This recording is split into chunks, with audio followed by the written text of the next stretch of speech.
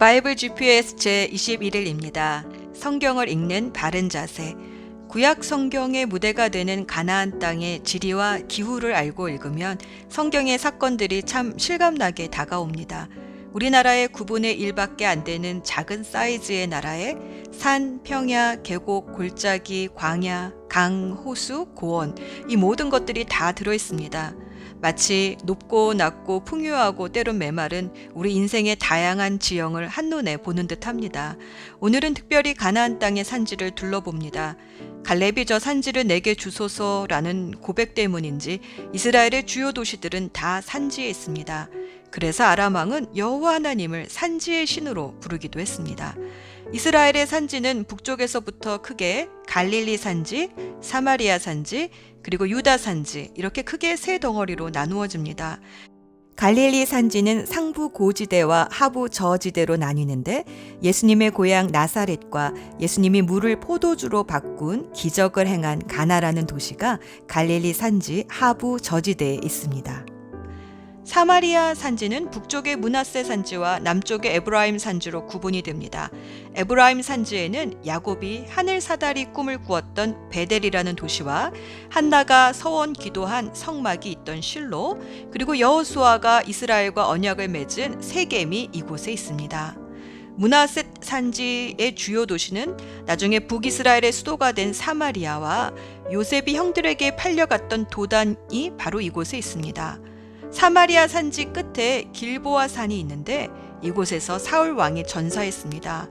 길보아 산 밑에는 하롯샘이 있는데 이곳에서 사사 기드온이 300명의 용사를 골라내기도 했습니다. 유다 산지는 험하고 높은 산지로 동쪽에는 유다 광야가 사해까지 이어지고 남쪽에는 척박한 네겝 광야가 있어서 천혜의 방어벽 역할을 합니다. 사마리아 산지보다 험하여 농지는 적지만 토양이 기름져서 포도 등 과일나무와 곡식을 계단식 밭으로 경작을 했습니다. 이곳에 다윗이 여부수 족속으로부터 탈환한 다윗성, 그 유명한 예루살렘이 있습니다. 다윗의 고향이자 예수님이 태어나신 베들레헴도 이곳에 있습니다. 또 다윗이 유다 지파의 왕으로 기름 부음 받은 곳인 헤브론이 이 유다 산지에 있습니다. 헤브론에는 아브라함, 이삭 그리고 야곱의 무덤이 있습니다. 작은 산지이긴 하지만 유다 산지와 사마리 산지의 완충 역할을 하는 산지가 베냐민 산지입니다. 사울의 고향인 기브와 여호수아를 속여 죽음을 면했던 가나안 족속의 도시 기브온, 사무엘의 회개 운동과 집회 장소였던 미스바, 블레셋 수비대가 있었던 게바, 그리고 사무엘의 고향 라마가 이곳 베냐민 산지에 있습니다. 지금쯤이면 여러 도시들의 이름이 낯설지만은 않으시지요? 지도를 보며 각 도시에 일어났던 일들을 한번 상기해 봅시다. 성경의 사건들은 실제로 이 땅에서 일어난 역사입니다. 오늘의 여정. 오늘은 사무엘상 26장에서 사무엘하 7장까지 그리고 10편, 18편을 끼어 읽습니다. 사울은 수넴에서 결집한 블레셋과의 마지막 전투에서 패하고 길보아 산에서 비참하게 전사합니다.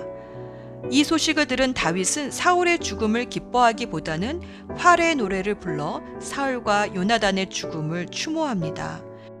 그리고 이제 사울에게 쫓겨 다녀야 했던 광야의 삶을 정리하며 그동안 다윗의 힘이 되어주셨던 하나님께 감사하며 찬양하는 시편 18편을 노래합니다.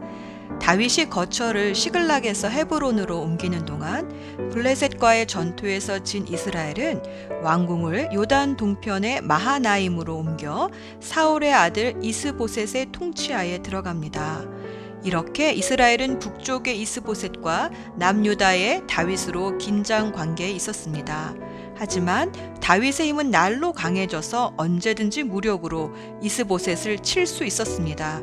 그러나 다윗은 절대 무력으로 누르지 않고 인내함으로 기다립니다. 이스보셋이 신하에게 의해 피살된 후 이스라엘의 장로들은 스스로 다윗을 왕으로 추대하여 드디어 통일 왕국의 두 번째 왕으로 등극합니다. 다윗은 참 인내심이 많은 왕입니다. 왕이 되기까지 3번이나 기름 부음을 받은 셈입니다.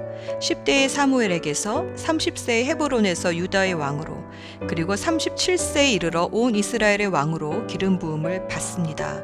헤브론에서 7년, 예루살렘에서 33년, 이렇게 40년을 왕으로 다스렸습니다.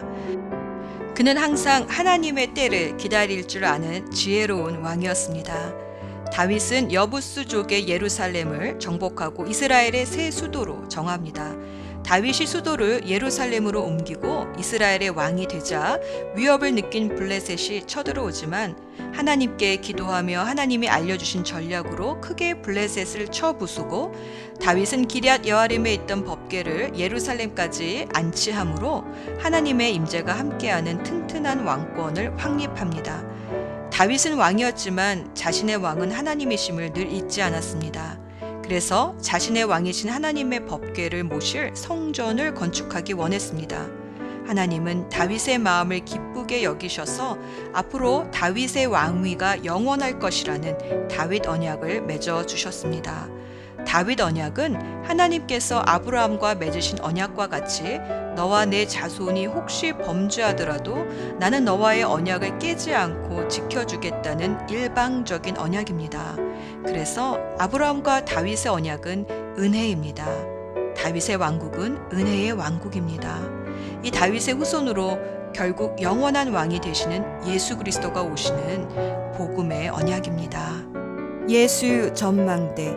창세기 3장 15절에서 약속하신 뱀의 머리를 상하게 할 여자의 후손이 누구일지, 족장시대에는 아브라함의 후손으로, 또 출애굽기 시내산 언약에서는 이스라엘의 12지파로 확정이 되고, 이제 통일왕국 시대에 이르러서는 다윗의 후손으로 점점 더 구체화가 됩니다. 특히 마태복음 1장 1절에서 마태는 예수님을 아브라함과 다윗의 후손으로 그 족보를 요약하는데, 이것은 하나님이 아브라함과 다윗과 맺으신 언약 때문입니다. 하나님은 아브라함과는 창세기 22장 18절에서 아브라함의 후손이 원수의 성을 차지하고 열방에 복을 전할 자가 될 것임을 언약하시고, 사무엘하 7장 12절에서는 다윗의 후손이 영원한 나라의 왕이 될 것임을 언약하셨습니다. 가브리엘 천사가 마리아에게 성령으로 잉태되어 아들을 낳을 것이라 알려줄 때에도 다윗에게 하신 하나님의 언약을 상기시켜 주었습니다. 누가복음 1장 32에서 33절 말씀. 주 하나님께서 그에게 그의 조상 다윗의 왕위를 주실 것이다. 그는 영원히 야곱의 집을 다스리고 그의 나라는 무궁할 것이다. 그래서 신약시대 사람들은 메시아를 다윗의 후손이라 불렀습니다. 다윗 가문에는 훌륭한 왕만 있었던 것은 아닙니다.